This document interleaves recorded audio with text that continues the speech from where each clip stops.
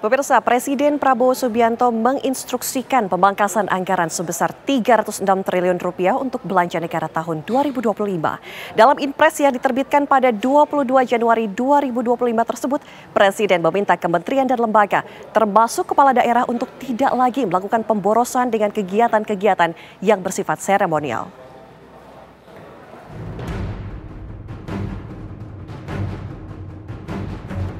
Presiden Prabowo Subianto resmi mengeluarkan Instruksi Presiden Nomor 1 Tahun 2025 tentang efisiensi belanja pemerintah pusat dan daerah.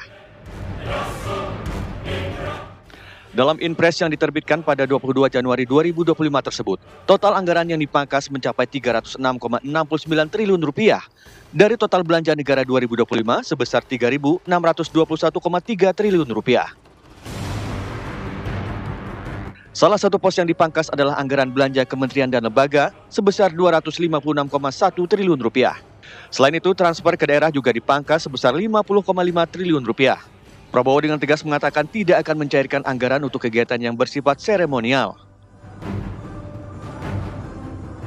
Saya tegaskan kembali bahwa hal-hal di luar itu yang bersifat seremoni, upacara, merayakan ulang tahun ini, ulang tahun itu, hari ini, hari itu, kita tidak anggarkan. Perayaan sejarah, perayaan ulang tahun, laksanakan secara sederhana di kantor, di ruangan. Kalau perlu yang hadir hanya 15 orang, sisanya di Vikonken. Kita bisa menghemat 20 triliun lebih. Kalau kita hitung 20 triliun, berapa puluh ribu sekolah, gedung sekolah bisa kita perbaiki. Saya minta loyalitas semua menteri, semua kepala badan untuk patuh dalam hal ini. Instruksi yang diterbitkan Presiden ini tentunya harus diataati jajaran kabinet dan kepala daerah jika tidak mau jadi target reshuffle. Dan saya rasa sebagai kabinet yang besar ini yaitu adalah modal atau investasi politik juga ya untuk kemudian menjaga kesinambungan prioritas-prioritas pembangunan.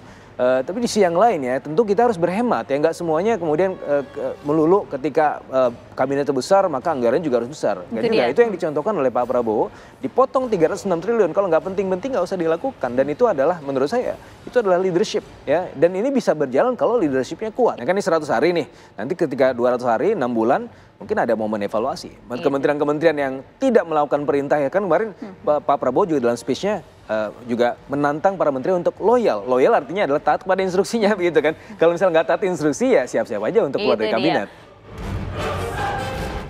Melalui Inpres ini, para kepala daerah mulai dari gubernur, bupati, dan wali kota diminta untuk membatasi belanja yang bersifat seremonial, kajian, studi banding, pencetakan, publikasi, dan seminar.